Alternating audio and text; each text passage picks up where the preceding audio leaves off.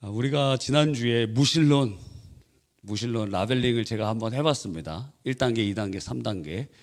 가장 강력한 무신론 단계는 이제 기독교뿐만 아니라 종교를 박멸합니다. 대표적인 것이 북한이죠. 북한, 소련, 중국의 과거에, 지금은 완전히 폐쇄하지는 않지만 지금도 시진핑 정권 이후로 상당히 박해가 많아서 거의 선교사님 다 나왔습니다. 중국에서 그리고 또 AI가 매우 발전이 돼서 다 사람들을 일거수일투족 다 얼굴 캐치하고 다 확인돼 있어서 참 쉽지가 않습니다. 그래서 중국이나 이 조중적경 지역에, 그러니까 중국과 북한 사이에서 사역하는 사역자들도 다 체크가 돼서 제3국에서 이제 모여서 그리고 다른 방법으로 이렇게 접촉하고 하는 부분들을 이제 봅니다. 그리고 2단계는 폭력적인 방법을 하진 않지만 그러나 매우 조롱하고 그리고 굉장히 터부시하고 하는 것이 있습니다. 그 대표적인 사람이 리차드 도킨슨 같은 사람이 무신론 2단계에 있는 사람입니다. 1단계, 가장 낮은 단계의 개인의 그러한 종교들을 인정하지만 그러나 공적인 영역에서는 절대 자신의 신앙적인 부분이 법에 투영되거나 정책에 투영돼서는 절대로 되지 않는다 하는 것이 지금 미국의 일반적인 기조이고, 그리고 그 무신론 1단계라고 제가 라벨링을 한번 줘봤습니다. 그래서 이 무신론은 기본적으로 종교에 대해서 배타적이고, 종교에 관한 기독교가 이쪽에 있다면 무신론이 이 대척점에 있어서 결국에 무신론 배타주의와 그리고 유신론 배타주의가 양끝단에 있는 것처럼 느껴지기도 하는 것입니다. 그래서 여러분이 살고 있는 대한민국은 절반 이상이 무종교인이죠. 무종교인과 무신론은 다르지만 우리가 이제 카테고리를 쉽게 하기 위해서 절반 이상이 무신론자다. 그러면 우리가 살고 있는 이 시대에는 이러한 배경을 가지고 있다. 우리가 새생명 축제 때 어린이들 전도하기 위해서 새소식반을 이렇게 엽니다. 공원에서 아이들 모아놓고 전도해요. 그러면 매주 거의 한 주도 빠짐없이 매주 경찰한테 신고당하고 그리고 공원 관리자한테 쫓겨나기도 하고, 그리고 거기에 부모들에게 굉장히 험한 소리를 듣거나 하는 일이 지금 대한민국 종교의 자유가 있는 나라에서 진행되고 있습니다. 이게 종교의 자유를 상실하면은 그게 이제 형법으로 되는 거예요. 감옥에 갇히거나 혹은 벌금을 내거나 이런 식으로 이제 바뀌어가는 거예요. 이미 토대는 매우 복음 증거에 아주 각박해 있는, 박해가 있는 그러한 단계에 들어와 있다. 여러분도 한번 새소식반을 만들어서 진행을 한번 해보세요. 진짜 어렵습니다. 그래서 우리 성도님들이 거기 그럼에도 불구하고 아이들이 예수 믿고 구원받고 사람들이 모이고 하는 그 은혜에 성령에 감동되어서 그 일을 하지, 실제적으로 거기서 처음에는 막 뭐라고 하는 사람들, 경찰들 막 오니까 위축되기도 하고 참 어려움도 겪고 그런 모습들을 봅니다. 그걸 뛰어넘었어요. 지금 2단계, 2번 정도 지냈거든요. 이제 3번째로 들어갈 예정에 있는 것이죠. 그래서 우리가 살고 있는 이 상황 가운데 무신론이 큰 한 축이 있고, 그리고 또 하나가 종교다원주의라고 하는 상대주의, 그 기둥이 하나가 있는 것입니다. 그래서 이 상대주의 종교다원주의자들은 그래서 여러 가지 주장을 해요. 팀 켈러가 그의 책에서 팀 켈러 하나님을 말하다, 거기서 몇 가지를 정리했습니다. 첫 번째는 인간 발전을 위한 도구로서 종교가 필요하다면 무엇이든지 괜찮다는 거예요.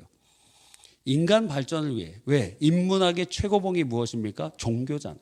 종교가 인문학자들의 가장 정점에 있습니다. 한동안 우리 인문학 그 열풍이 불지 않았습니까? 근데 인문학의 끝에 있는 게 종교예요. 출애굽기 20장에 보면 십계명을 주실 때 우상을 만들지 말라 하셨어요. 근데 그 우상은 누구를 위한 우상이냐? 나를 위한, 자기를 위한 우상을 만들지 말라는 거예요. 그러니까 이 종교다원주의자들의 종교에 대한 이 첫 번째 명제의 대답은 종교는 인간을 위한 것이다, 이런 거예요. 그러나 우리가 웨스터민스터 신도개혁 소요리 문답을 보면 자세히 나와 있는 것처럼 성경은 우리에게 선포하기를 종교를 통해서 인간을 위해 종교가 있는 것이 아니라 하나님을 위해 종교라는 것이 있다. 인간을 위해 종교가 있는 게 아니라 하나님을 위해 신앙이 있음을 우리에게 알려주고 있는 것입니다. 그 주체가 달라요. 그러나 인본주의의 근반으로 해서는 이렇게 대답을 한다는 것입니다. 두 번째는 주요 종교들은 본질적으로 똑같은 진리를 가르친다는 거예요. 서로 사랑하고 뭐 그러한 얘기, 그냥 다 착하게 살고 그렇게 하다가 좋은 데 가는 것 아니냐 하는 식의 논리입니다. 그러나 각 종교를 살펴보면 아주 달라요. 예를 들어 아브라함을 거의 공통의 조상처럼 생각하고 있는, 그렇죠. 그래서 우리들도 영적 아브라함의 자손이라고도 하고 믿음의 조상을 아브라함이라고도 하는데, 그런데 유대인들도 그렇게 생각하고, 그리고 이슬람 사람들도 이 아브라함에 대해서 굉장히 중요하게 생각을 합니다. 그러나 그들이 말하는 진리가 같습니까?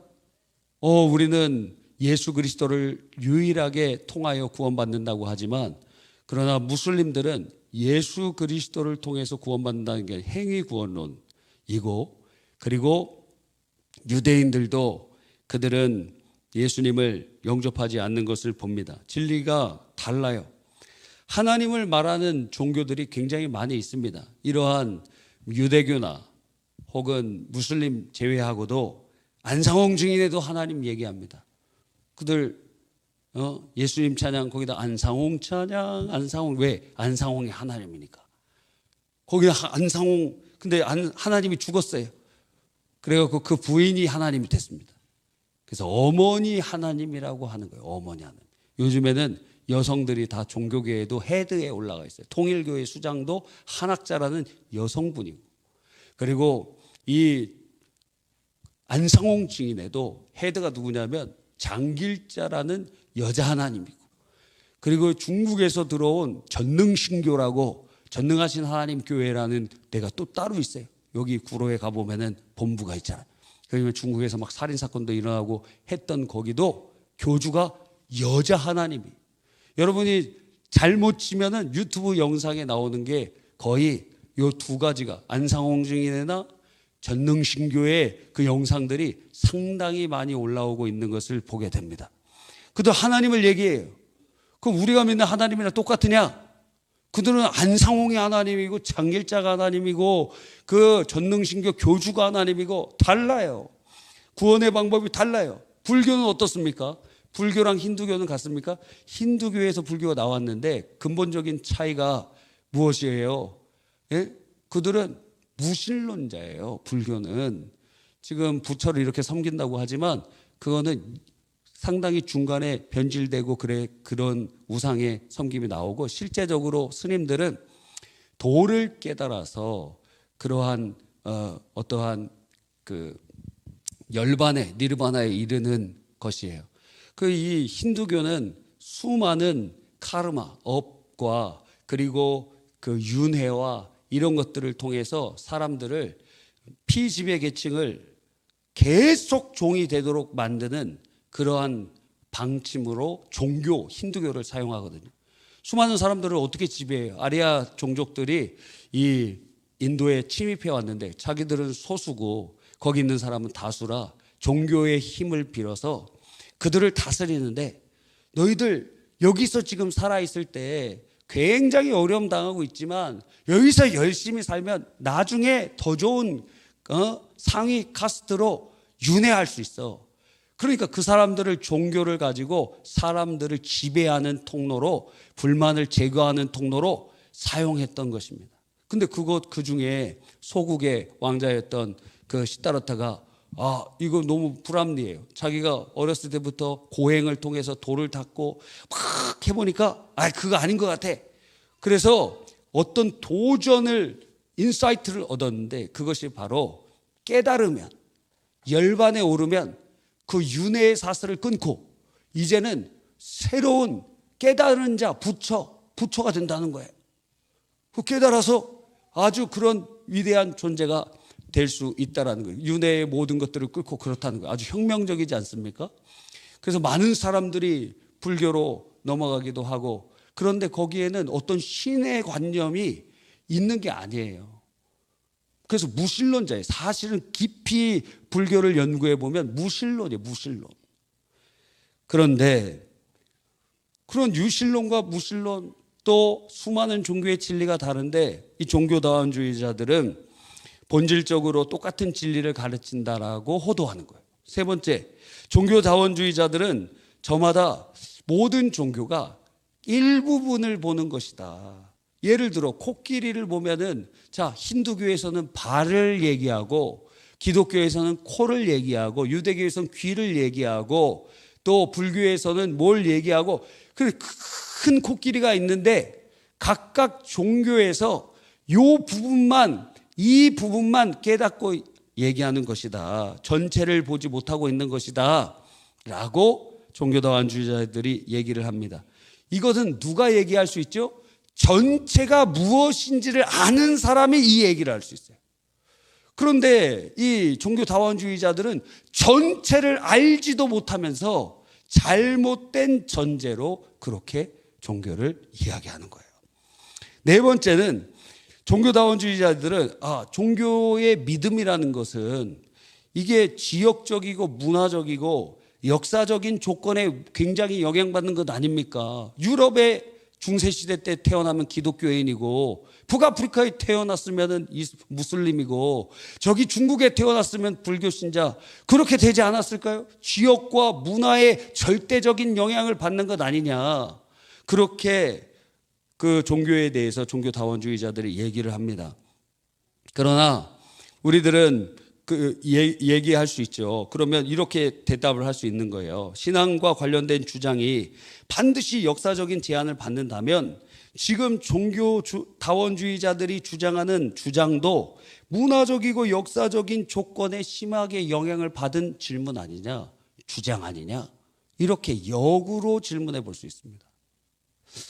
무슨 말인지 집에 가서 생각해 보시면 됩니다. 다섯 번째는 종교다원주의자들이 주장하는 것 중에 하나는 자신의 종교가 유일하게 옳다고 여기고 개종시키는 것은 오만하기 짝이 없는 행동이다. 이렇게 얘기합니다. 제가 많이 하는 비유죠. 어떤 사람이 달리기 대회, 우리 춘천 마라톤 대회가 있습니다. 와, 저도 달리기 선수들 대단히 존경해요. 왜 존경하냐면 어떤 분이 저한테 목회를 마라톤이라 그러더라고요. 그래서 너무 초반에 열심히 하면 안 된다. 그 페이스를 조절해 가면서 가야 된다. 마라톤이라 그래서 42.195km를 2시간 초반에 이렇게 들어오는 것을 계산을 해보니까 100m 17초에 뛰어야 돼요. 100m를 17초에 뛰어야 된다고. 계속 17초 100m 뛰듯이 2시간을 뛰어야 42km를 뛸 수 있어요.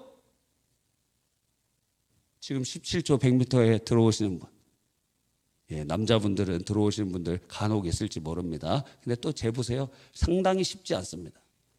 그거를 2시간을 그렇게 뛴다. 근데 어떤 테러리스트가, 제가 여러 번 얘기한 거죠. 테러리스트가 이번에 춘천 마라톤 대회를 다 망가뜨려 놓고 하기 위해서 얼마 전에 그 무슬림 테러리스트 잡혔잖아요. 그런데 그 하기 위해서 거기에 이렇게 중간에 달리다 보면은 물을 마시는 거예요. 근데 거기다가 독약을, 청산가리를 다 넣습니다.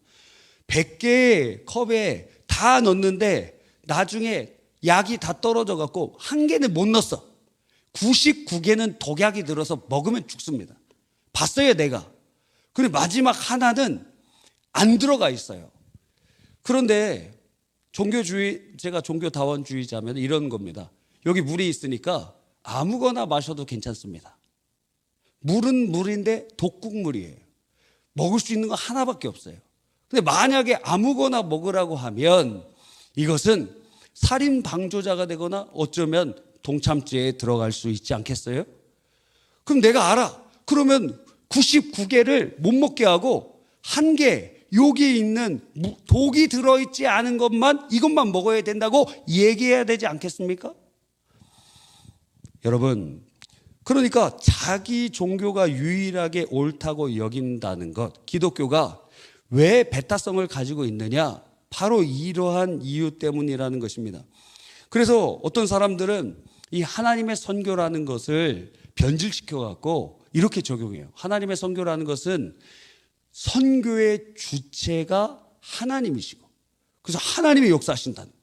하나님이 일하신다는 거예요. 지금도 이란이나 이렇게 전도하기 어려운 지역에 꿈중에 하나님 나타나셔서 예수님 믿게 하시고 하는 역사들이 일어나요. 우리 교회 어떤 장로님도 중한 질병에 이 사망자가 살아날 확률이 10만 분의 1 정도 되는 그런 큰 질병에 걸리셨었는데 자고 있는데 며칠에 걸쳐서 하나님을 4번을 만난 거예요.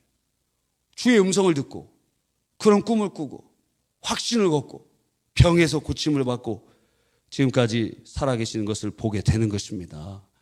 하나님께서 역사하신다는 거예요. 직접. 우리가 전도하는데 하나님께서 직접 역사하시는 그러한 하나님의 주권적인 선교. 구약에도 하나님이 주권적으로 섭리하시죠. 예를 들어 나아만이 병이 들었는데 그가 엘리사에게 와서 고침을 받으면서 그가 하나님을 영접하게 됩니다. 구약 시대에도 하나님이 선교의 역사를 이루시죠. 느부갓네살, 그가 하나님에 대해서 여러 번 반대하고 자기 금신상도 만들어 놓고, 그런데 그 다니엘의 세 친구를 통해서 하나님을 알게 되고 다니엘을 통해서 또한 하나님을 알게 되고, 그럼에도 불구하고 거꾸러지지 않으니까 하나님이 머리를 치시니까 정신병이 들어서 7년 동안 소처럼 풀을 뜯고 7년이 지난 다음에 정상으로 돌아오면서 하나님만이 유일하신 분이심을 깨닫게 되잖아요. 구약에 느부갓네살 왕에 대해서 하나님의 선교가 이루어지고 있는 거예요. 요나를 통해서 니느웨의 복음이 증거되었죠. 지금도 이라크의 모술이라는 지역에서 제일 기독교인이 많아요. 거기가 니느웨거든. 여러분, 하나님께서 구약에서도 하나님이 주권적으로 선교하시는데 나중에는 이게 부패가 되니까 하나님의 선교를 어떻게 설명을 하냐면, 하나님께서 다른 종교를 통해서 이 시대에는 이런 모습, 저 시대에는 저런 모습으로 하나님이 역사하셨다. 유교에는 유교의 모습으로, 무슬림들에게는 이슬람의 모습으로, 유대인에게는 유대인의 모습으로, 아프리카의 샤머니즘 가운데는 그 샤머니즘의 불 가운데서 하나님께서 이런 모습 저런 모습으로 역사하셨다. 성령이 모든 만물에 있지 않느냐. 하나님께서 역사하시고 일하시고 하나님이 선교하신다 하는 하나님의 선교의 개념이 이렇게 변질돼 버리는 그런 일들이 일어나는 종교다원주의자들에 의해서 말입니다. 선교를 반대하는 종교다원주의자들은 선교를 오만한 행위로 보는데, 그러나 그들의 말 자체가 자신의 신념과 다른 것보다 우월하다는 자기 발상적인 그러한 모습을 그들도 보여주고 있다는 것입니다. 그래서 그들은 기독교 신앙에 관련돼서는 어떤 주장이든지 그들은 배타적으로 접근해요. 우리한테 배타적이라고 하면서 그것에 관한 반대에 서 있는 종교다원주의자들이 그것에 반대해요. 그래서 여러분이 보면은 굉장히 재밌는 것이, 모든 종교가 다 다른데 어떤 이슈에 딱 부딪히면 기독교와 그 외의 다른 종교로 둘로 갈라져. 그래서 이것이 참 진리와 거짓 진리의 싸움이라는 것을 알게 돼요. 여러분, 다원주의와 상대주의의 한계를 인정하고 모르는 것은 모른다고 하고 절대 진리가 있을 수도 있습니다. 하나님이 계실 수도 있습니다. 이렇게 모르거나 가능성을 열어둬야 되는데 종교다원주의자들은 아예 그 가능성을 제거해요. 각각의 종교, 그러니까 다신론주의자예요. 종교다원주의자. 그런데 성경은 어떻게 말씀하고 있습니까? 성경 아주 단호하게 말하고 계세요. 성경에 의하면 예수님께서 자기 자신을 말씀하실 때 내가 곧 길이요 진리요 생명이니 나로 말미암지 않고는 아버지께로 올 자가 없느니라 말씀하셨어요. 그러니까 예수님 이전에는 하나님께로 갈 수 있는 길이 자체가 없다는 거예요. 또 진리 자체가 왜곡되었다는 거예요. 생명이 없다는 거예요. 오직 예수 그리스도를 통해서만이 그 길이 열리게 되었음을 우리에게 알려주고 있는 것입니다. 왜 타락한 인간은 스스로 하나님께 갈 수 있는 능력도 자격도 되지 못하기 때문이지요. 그래서 인간이 구원받기 위해서 하나님께서 우리 쪽으로 오실 수밖에 없었어요. 우리가 하나님께로 가지 못하니까. 그래서 하나님의 아들이신 예수 그리스도를 이 땅에 보내주셨어요. 아버지에게는 아들이 전부였었는데 아들을 보내주시면 자기의 전부를 주심이. 그래서 로마서에는 이렇게 말합니다. 아들을 주시니가 다른 것을 주시지 않겠느냐. 또 생각해봐라. 아들을 주시니가 너에게 뭐 천국이나 구원이나 영생이나 너의 삶의 축복이나 다른 것 안 주시겠네요. 다 주셨는데 하고 우리에게 말씀하고 있는 것입니다. 그래서 하나님의 아들이 이 땅에 오셔서 죄 없는 사람으로 우리의 죄를 대신 짊어지고 십자가에서 몸짓고 피 흘려 죽으시고 부활하심으로 우리에게 구원을 이루신 것입니다. 그래서 예수 믿는 그 놀라운 일, 그것이 길이 없던 인생에게 주님이 유일하신 길을 열어주신 것입니다. 그래서 예수님 이외에는 다른 길이 없어요. 근데 이거를 다른 길이 있다라고 얘기하는 거예요. 99개의 독극물을 넣었는데 그거 먹어도 된다는 거예요. 나는 독이 안 들어있는 한 개의 컵을 보았는데 그러면 그걸 얘기해야지 다른 거 먹으라고 할 수는 없지 않겠습니까? 요한복음 8장 24절 우리가 읽은 본문에 그러므로 내가 너희에게 말하기를 너희가 너희 죄 가운데 죽으리라 하였노라. 너희가 만일 내가 그인 줄 믿지 아니하면 너희 죄 가운데서 죽으리라. 예수님 말씀입니다. 내가 구원자임을 믿지 아니하면 너희가 너희 죄 가운데 죽을 것이다. 다른 길이 없다는 거예요. 수련해서 안 돼. 착한 일 해서 안 돼. 이미 부정하게 아담 이후에 태어난 인간의 죄성으로 말미암아 그래서 인간은 스스로 구원받을 능력도 자격도 되지 않아요. 아니 죄를 가지고 있는 죄인이 선한 일을 한다고 그 선한 일이 됩니까? 부정한 일이 되지? 그게 율법에서 말하는 것 아닙니까? 부정한 자의 자리에 앉으면 그 사람도 부정하게 되고 부정한 자가 선한 일을 해도 부정한 일이 돼버리는 거예요. 오직 부정을 정결케 하시는 분은 하나님 한 분이신 거예요. 그래서 예수님께서 의도적으로 나병 환자를 만지시는 것입니다. 나병 환자 못 만져요. 왜? 부정해지니까. 근데 예수님 만지세요. 왜? 부정을 정결케 하시는 전능자이시기 때문에. 그분이 신성을 따라 참 하나님이 되심을 보여주시고 계시는 것입니다. 그래서 고침받는 거예요. 예수님이 부정해지는 것이 아니라 부정했던 나병이 떠나가고 치유의 역사가 일어나게 되는 것입니다.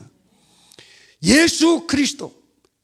그래서 예수 그리스도가 유일하신 구원자이심을 믿지 아니하면 예수님 말씀이 그 사랑이 넘치는 그분이 너희 죄 가운데 죽으리라 말씀하셨어요. 뿐만 아니라 누가복음 19장 27절 우리가 읽은 본문에 예수님이 비유로 말씀하신 그 비유의 마지막에 이런 말씀이 있어요. 내가 왕됨을 원하지 아니하던 저 원수들을 이리 끌어다가 내 앞에서 죽이라. 예수님 말씀입니다. 그러니까 예수님을 왕으로 영접하지 않는 곳은 천국이 아니에요. 예수님을 왕으로 인정하지 않는 것은 그것은 그 나라의 반역이요. 예수님을 왕으로 영접하지 않는 것이 가장 큰 죄니 그 나라에 살 수 없습니다. 그 나라의 특권을 누릴 수 없습니다. 그 나라에 들어갈 수 없습니다. 여러분, 그러니까 종교다원주의자들의 논리는 이거예요. 천국은 마치 어떤 길로 가든지 서울로만 가면 되는 것 아닙니까? 우리가 마치 다 따로따로 출발해갖고 창천기도원만 가면 되는 것 아니에요? 창천기도원 딱 가도 막 사찰 같아갖고 다들 깜짝 처음 놀라요. 이단 아닌가 막 이러면서. 그런데 우리 어떤 분이 물어보니까 어떤 목사님이 거기 은퇴하시면서 되게 오래전에 여기다가 교회를 그런 식의 수양관 지셨고, 그 다음에 그 아드님이 장로님이신데 그 아드님이 지금 관리하고 계시고 그 아들의 아들이 지금 또 거기서 관리하고 계시는 것 같더라고요. 여러분, 어디로 가든지 창천기도원만 가면 되는데, 거기는 어디 도망갈 수도 없겠더라고. 거기 이렇게 들어와 보니까 밤에는 불도 없어. 그리고 거기 막 근처에 입구에 묘지도 있습니다. 그리고 그 길이 상당히 밤에는 위험하겠더라고요. 상당히. 가본 분은 아시죠? 왜 그랬냐면 이번에 중고등부 수련회 갔잖아요. 중고등부 막 전문 용어가 막 나오려고 그랬는데, 욕을 좀 해도 될까요? 옛날에 수련회를 갔는데, 용인에 있던 어떤 수련관에 갔는데, 일본어 좀 해도 됩니까? 빠가야로. 이 바보들, 영적 바보들이 있어갖고 도망치는 거예요. 도망자. 그래서 내 가방을 부탁해. 아마 민규 형제 친구였던 것 같아요. 내 가방을 부탁해. 그리고 도망자가 됐어. 비가 막 쏟아지는 날이었던 것 같은데 도망을 쳤어요. 아니 지금 용인에서 걔 중학생들이 지금 어딜 간 거예요? 도망자가 됐어. 화가 막. 그런데 그래도 무사히 도망갔더라고. 그런데 이번 창천기도는 중고등부 거기에다가 그냥 있어도 도망갈 수가 없어요. 어디 가다가 무서워서 돌아와. 이야, 어디 위치도 그런데 잘 알아갖고. 청년들도 웬만하면 담력 있는 사람 아니면 걸어서 못 나갈 것 같아. 한번 나가보세요. 밤에 한번 해봐. 나는 믿음이 얼마나 센가 한번 가봐. 어디까지 걸어가나. 여러분, 그런데 어느 길로 가나 창천기도원으로만 가는 게 아니에요. 그 길이 들어가는 데는 딱 한 군데밖에 없어요. 거길 다 돌아갔고 그쪽에 딱 한 군데로 묘지를 지나서 딱 들어와야 돼. 여러분, 천국이란 것은 무엇이냐면 어떤 관념으로 모이는 곳이 아니에요. 천국은 우리가 제3계명 위반하지 않기 위하여 천국이라고 부르는 거예요. 하늘나라라고 부르는 거예요. 왜? 원래 하나님 나라예요. 하나님 나라. 그거 하나님이라는 단어를 입에다가 망령되이 일컬으면 죄가 될까 봐 그것을 하나님이라는 단어를 하늘로 바꾼 거예요. 그래서 천국이라고 얘기하는 거예요. 자, 하나님 나라예요. 원래 하나님 나라의 모든 권세, 마태복음 28장 18절에 하늘과 땅의 모든 권세를 내게 주셨으니, 예수님 아들에게 주셨으니 그걸 말씀하셨잖아요. 그러니까 그 나라의 통치자가 누구냐? 예수 그리스도이시라는 거예요. 천국의 관념이 아니라니까 그냥 좋은 데가 아니라 그 나라의 주인이 있다라는 거예요. 그 나라의 왕이 있다라는 거예요. 그 나라의 왕이 누구예요? 예수 그리스도. 예수 그리스도가 왕인데 그분을 영접하지 않고 그분을 왕으로 믿지 않으면 그 나라에 어떻게 들어가냐고. 그 나라에 어떻게 그 나라의 백성이 되느냐고요. 좋은 데의 관념이 아니라고요. 그 나라는 실제적인 통치자가 있는 곳, 예수 그리스도이신 것입니다. 그래서 모든 종교와 우리가 화목할 수 있습니다. 종교다원주의자가 악수할 수 있어요. 누구만 없으면? 예수님만 없으면. 우리 안상홍 증인회랑도 연합할 수 있고, 설교 시간에 이번 주에는 이번 이태원에 있는 그 이슬람 템플에서 이맘이 오셔서 오늘 말씀 전해 주실 겁니다. 그러면 그 이맘들 막 절합니다. 막 절하면서 설교하고 그럴 수도 있어요. 근데 왜 그게 안 되느냐? 예수님에 대해서 너는 어떻게 믿느냐? 그래서 예수님께서 제자들에게 물으시는 겁니다. 너희는 나를 누구라 하느냐? 그랬더니 베드로가 얘기하기를 주는 그리스도시요 살아계신 하나님의 아들이시니이다. 바요나 시모나 이것을 알게 하신 이는 하나님이시구나. 너가 복되도다. 내가 너에게 천국 열쇠를 주겠다. 너가 땅에서 매면 하늘에서도 매일 것이요 땅에서 풀면 하늘에서도 풀리리라. 예수님께서 너무 좋아하셨어요. 성령을 통해서 베드로의 입술에, 베드로가 그게 무슨 말인지도 모르는데 그 입을 통하여 신앙 고백을 하도록 인도해 주시는 것입니다. 그러니까 극락이나 불교의 극락이나 이슬람이 말하는 뭐 자살 폭탄 테러 하면은 성전에서 죽으면 그렇게 해서 자기가 초계처럼 그렇게 순교자가 되면 나를 위해서 무슨 뭐 한 열 몇 명의 미인들이 준비되어 있고, 그 미인들한테는 지옥이잖아. 생각해 보세요. 아주 잘못되어 있는 천국관을 가지고 있는 사람들이 이슬람이에요. 이상한. 그래서 제가 이렇게 이슬람을 까면은 저희 딸이 상당히 두려워해요. 테러 당하면 어떻게 하려고 그러느냐고. 그런 얘기 좀 그만하라고 그러더라고. 왜냐하면 프랑스인가 네덜란드가 거기서 만평의 무하마드를 그렸는데 그 언론사 다 총기 테러리스트들로 상당히 많이 죽었어요. 왜냐하면 무슬림들은 얼굴을 그릴 수가 없어요. 그 무하마드에 대해서. 그 무하마드의 선지자에 대해서 욕하잖아요. 그러면 어느 때 죽을지 모르게 죽어요.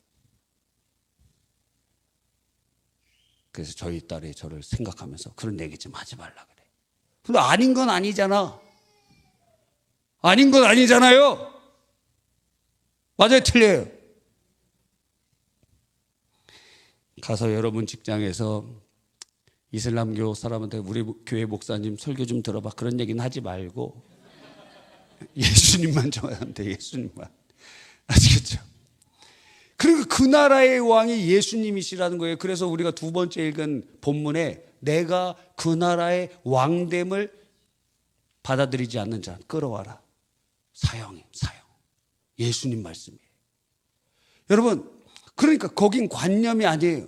거기에는 왕이 계신데 그분이 예수 그리스도라는 거예요. 아하.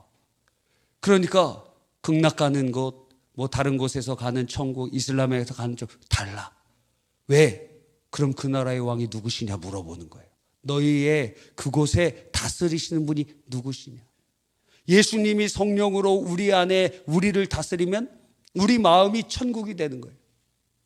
높은 산이 거친 들이 조막이나 궁궐이나 내 주 예수 모신 곳이 그 어디나 하늘나라 할렐루야 찬양하세. 내 모든 죄 사함받고 주 예수와 동행하니 그 어디나 하늘나라. 여러분 연애 봤습니까? 요즘 모태솔로들이 많아지고 있다 그래요. 앞으로 더 많아질 겁니다. 이제 막 로봇이랑 결혼한 사람 많아갖고 아마 이제 상당히 지금 어려운 시대에 지금 들어왔어요. 그런데 여러분이 사랑해서 이제 결혼을 합니다. 와, 얼마나 위대한 일입니까? 둘이 이렇게 안 맞는 사람이 결혼한다는 거 기적 같은 일입니다. 우리 삼청들. 그래서 제가 아무것도 안 시키잖아요. 왜? 이혼하지 말라고. 4년 동안 너희들은 행복만 해라. 행복만 해. 딴 일 하지 말고 행복하기만 하고 애기 잘 낳고 창조의 사역에 동역하고. 왜? 다 4년 안에 다 깨지는 거예요. 절반이 깨지는 거예요. 그러니까 그 사랑을 유지하기가 매우 어려운 거예요. 근데 이 주님과 동행하는 곳이 천국인 것을 언제 경험하냐면 여러분이 그 사랑할 때, 야, 그 사람이랑 같이 있으면은 집도 없어도 행복하고 차도 없어도 뚜벅이족인데도 행복하고 뭐 김밥만 먹어도 행복하고. 그런데 집도 있어야 돼, 뭐도 있어야 돼. 그럼 사랑하는 거 아니야. 헤어져. 그 사람 돈 없으면 떠날 사람이야. 요즘은 이렇게 결혼하는 거 보면 다 집도 다 준비해갖고 결혼하더라고. 언제부터 그랬어요? 언제부터? 와, 대단해. 그냥 요 월세 그냥 단칸방 이렇게 얻어서 하는 거 옛날에는 그렇다고 생각했는데 지금은 집 다 준비해갖고 빚으로 시작하네. 이렇게 빚으로 시작한다. 상당히 빚으로 그 뭔가 잘못된 것 같아요. 예. 물론 뭐 이렇게 따져보면 월세 주는 거나 그거랑 뭐 비슷하니까 뭐 그렇다고 한다고 하지만 말입니다. 뭘 얘기하려고 그러냐면 사랑하면은 같이 그 있기만 해도 행복해. 와. 우리 태용 형제 어제 소방서 사거리에 있지 않았습니까?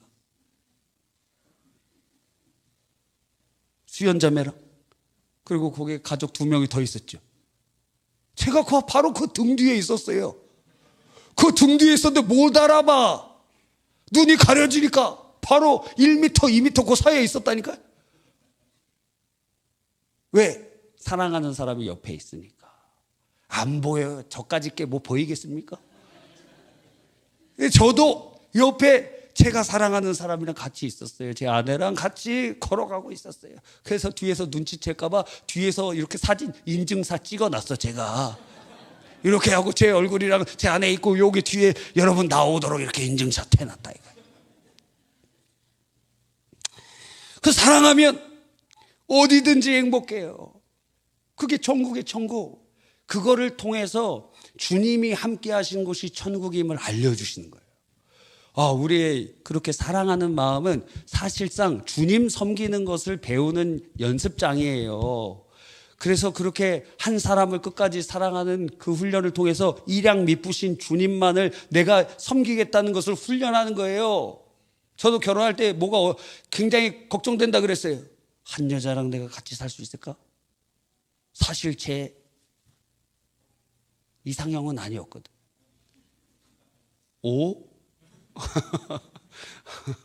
아니 목사님 따위가 막 이런 얼굴로 이렇게 얘기를 하고 있어요. 아니 나도 뭐 경향이 있는 것 아니에요. 좋아할 수 있는 성향이 다 다를 수 있는 것 아닙니까? 아니 복에 겨우셨네 그런 얼굴로 쳐다보고. 그런데 제일 걱정되는 게 뭐였냐면 저 자신이 상당히 금방 질려요. 뭐든지 금방 질려. 뭘 해도 금방 질리는 사람. 그래서 새로움이 없으면 금방 질려요. 그래서 제가 아내랑 결혼할 때 상당히 걱정됐던 것 중에 하나가 제가 한 여자랑 같이 살 수 있을까? 매우 심대한 고민을 많이 했습니다. 남중형 이제 그런 고민 안 들어요? 자신을 믿어요?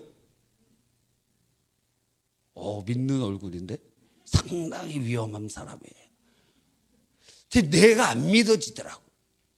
그런데 하나님께서 은혜를 주시니까 지금까지도 상당히 괜찮아 보여요. 지금까지도.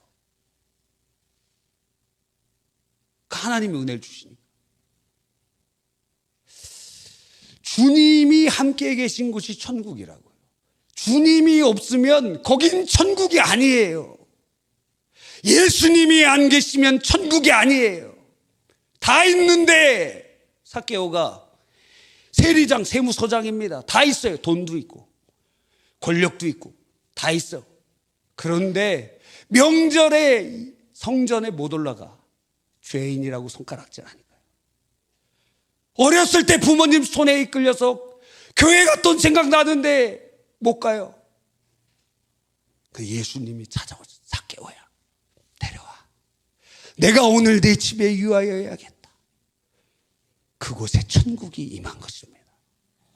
천국이 관념이 아니에요. 예수님이 함께 계시는 곳이 그 어디나 하나님 나라. 할렐루야. 그 예수님이 없는 곳, 우리 사랑하는 주님이 없는 곳, 그건 천국이 아니야.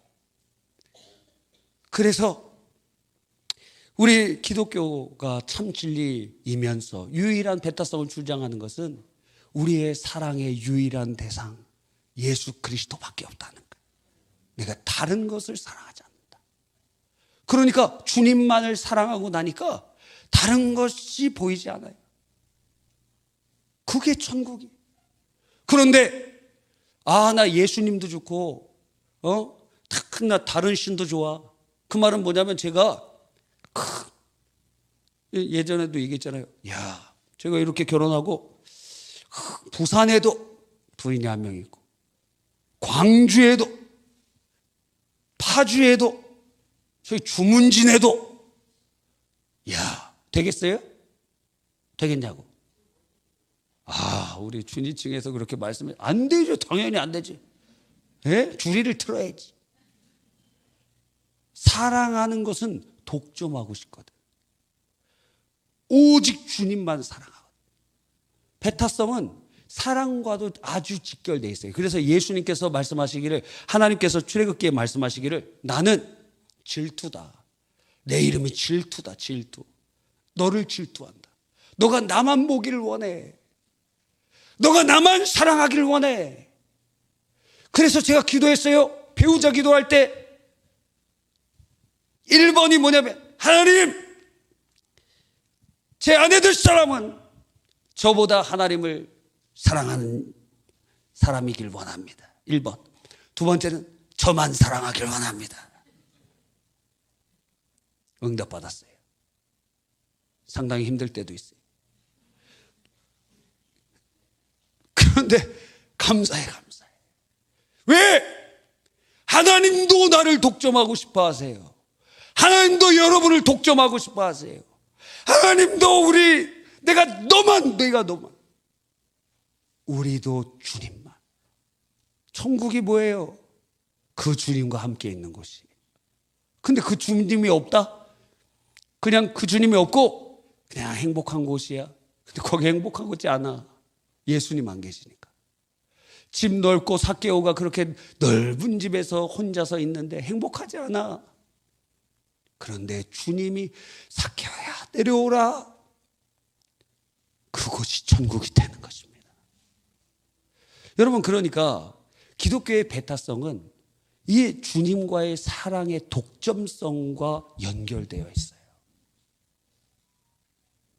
주님이 나를 독점하기 원하시고 나도 주님을 사랑하기를 원하세요. 여러분, 누군가 여러분에게 그렇게 묻는다면 여러분의 그 사랑 이야기를 이야기해 주십시오. 그래서 여러분이 이렇게 다 우리 청년들이 믿음의 눈으로 보니까 다 잘생기고 그렇잖아요. 오늘 이번에 그 강사님이 뭐라 그랬냐면 중고등부 애들 신앙 안 믿는다 그러더라고요. 청년부 가면 다 없어져 갖고. 그래서 중고등부 학생들에게 막 도전을 굉장히 많이 해 주시더라고요. 와, 대단해요. 그런데 그들에게 24살 이전에는 연애도 하지 말라 그러더라고요. 왜? 남자들 딱 하니까 너 대학 마치고 그리고 군대 갔다 오면 26인데 너가 지금 책임질 수 있을 정도가 돼야, 그래야 연애하고 결혼할 수 있지 않겠느냐. 그러면서 그렇게 얘기를 하시더라고요. 그래서 우리 이번에 청년부 올라가는 학생들은 한번 제가 주시하려고 그래요. 언제 사귀나. 근데 어떤 분들은 못 사귀어갖고 상당히 걱정하는 부모님도 계시더라고요. 주님이 다 짝을 쥐어주십니다. 저도 결혼했잖아요. 상당히 공감하는데 기분이 상당히 좋지 않네요. 여러분, 배타성은 사랑의 독점성과 같고, 그래서 여러분이 그 훈련을 하는 거예요. 여러분이 누구랑 사귀고 뭐 어디 여행을 가고 이게 왜 우리가 관심을 둬야 됩니까? 여러분이 한 사람에게 한 남자와 한 여자에 대한 그 정절을 지키는 그것이 혼 전에도 혼 후에도 왜 그게 중요하냐면 그게 예수님 섬기는 훈련이기 때문에 그래요. 주님만 내가 사랑하겠다는 훈련이기 때문에 그게 중요하다고. 여러분이 뭐 순결하든 말든 그게 무슨 상관이야 도대체. 우리가 뭐 그런 것까지 터치해야 되겠어요? 그러나 성경에서 왜 그거를 중요시하냐면 너 주님만 사랑할 수 있어? 그거를 삶 속에서 훈련하는 거예요. 우리의 인간관계 전부가 다 그런 거예요. 여러분, 사랑은 독점하듯이. 왜 기독교가 배타적이냐? 여러분의 삶으로 보여주세요. 여러분이 나 장차 이제 결혼하고 그러면 그 배우자를 향한 일양 미쁜 그 사랑을 보여주면서, 사랑이란 게 이런 거 아니냐. 하나님 나를 독점하여 사랑하시고 나도 그분을 독점하여 사랑하길 원한다. 기도하겠습니다.